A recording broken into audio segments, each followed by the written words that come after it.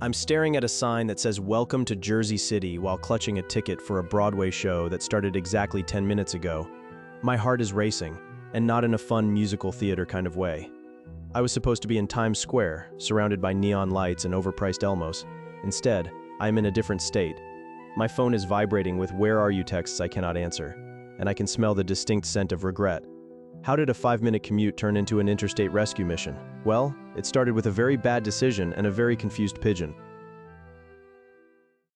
Before the disaster, I was actually feeling pretty good about myself. I had it all planned out. One stop on the PATH train, 5 minutes, tops, to meet a friend for a quick drink before hitting the theater. I thought I was a transit pro. I thought I understood the color-coded maps and the cryptic announcements. It is just a train, I told myself. What could possibly go wrong in a single stop? The plan was simple: hop on, hop off, and be sipping a cocktail within 10 minutes. I even wore my only clean shirt, the white one that actually fits. It was a beautiful, naive dream. But New York Transit has a way of smelling your confidence, and it hates it. Looking back, my first mistake was assuming that every train in a hole in the ground goes to the same place. I was walking into a trap, armed with nothing but a Broadway ticket and a dangerous amount of optimism. Little did I know, the universe had other plans for my night and my shirt. The moment I stepped into the station, the air changed. It was a sensory overload of screaming whistles, humid drafts, and signs that seemed to be written in a language I only half understood. The crowd was a pulsing mass of commuters who clearly knew exactly where they were going, which made me feel even more like a lost toddler. There was this overwhelming smell of stale street food and burnt electricity. You know that specific New York subway scent? It is a mix of wet dog and industrial cleaner. I was frantically checking my watch while trying to navigate a sea of people who were all moving at triple my speed. Every time I looked at a map, someone would bump into me, or a whistle would blow so loud I would jump out of my skin. It was chaotic, it was loud, and it was hot. Like, why is it 80 degrees underground in November hot? I should have turned back then. I should have just hailed a yellow cab and accepted the traffic. But I was committed to the train, and the train was committed to ruining me. Just as I finally spotted what I thought was my platform, the universe decided to get creative. Out of nowhere, and I mean absolutely nowhere, a pigeon came screaming through the station like it was late for a flight. This bird was on a mission. It banked hard right in front of me, and in my panic I jerked my arm. My venti latte, the one I was holding like a shield, went flying. It did not just spill, it exploded. It was a direct hit. My only clean white shirt was suddenly a Jackson Pollock painting of oat milk and espresso. I stood there, dripping, while the pigeon landed on a nearby trash can and stared at me with those cold, judgmental eyes. I swear it was laughing. But the worst part? The train pulled in right at that exact moment. The doors opened, the crowd pushed me forward, and before I could even wipe the foam off my chin, I was inside. I was wet, I smelled like a coffee shop floor, and I was officially moving. I thought I could just clean up at the next stop, but would there even be a next stop? The doors hissed shut, and that is when the real panic set in. I reached for my phone to tell my friend I was covered in coffee and possibly on the wrong train.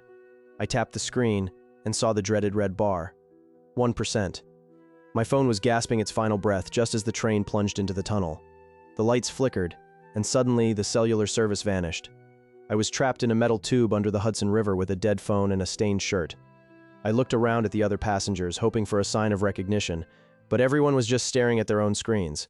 We were moving fast, way too fast for a one-stop trip. I kept waiting for the brakes to squeal, for the announcement that we had reached Christopher Street. But the train didn't slow down. It just kept roaring through the darkness. I felt that cold knot in my stomach tighten. You know that feeling when you realize you have made a mistake you can't undo? That was me, staring at my black phone screen while the tunnel walls blurred past. Then, the light returned. The train emerged from the tunnel, but the skyline was all wrong. I was not in the West Village. I was looking at the Jersey City waterfront. The doors opened with a cheerful ding, and I stepped out into the crisp evening air of a completely different state. I stood on the platform, a coffee-stained mess, watching my Broadway dreams evaporate into the New Jersey twilight. The show had started 15 minutes ago. I was miles away from the theater, separated by a massive river and a dead phone. There is a specific kind of loneliness that comes from being lost in a place you can see from across the water. Manhattan looked so close, almost like I could reach out and touch the Empire State Building, but it might as well have been the moon. I had no map, no way to call a ride, and a shirt that was starting to get crusty. This was not just a commute fail anymore. This was a full-scale interstate disaster. And the question was, How much was it going to cost to get home? I eventually found a hotel lobby, thank God for kind concierges, and begged for enough of a charge to call an Uber. The ride back through the Holland Tunnel cost me $65. That was my entire dinner budget, gone in a single panic-induced transaction. By the time I finally reached the theater, the first act was over, and I looked like I had been through a low-budget action movie. I spent the intermission in the bathroom scrubbing my shirt with paper towels, wondering where it all went wrong. So, here's the professional tip for anyone trying to navigate the transit labyrinth. New York and New Jersey use completely different systems that happen to share the same dark holes. Check the color of the train. Check the destination sign 3 times. And for the love of everything holy, watch out for the pigeons. They are the true masters of the path station, and they show no mercy. My night was ruined, my shirt was trashed, and my bank account was crying. But at least I learned that Jersey City has a very nice view of the city I was actually supposed to be in. If you have ever ended up in the wrong state or the wrong country because of a confusing sign, let me know in the comments. We can mourn our bank accounts together. If you enjoyed this glorious disaster, make sure to hit that subscribe button for more travel horror stories. Hopefully, my next trip will not involve interstate travel by accident.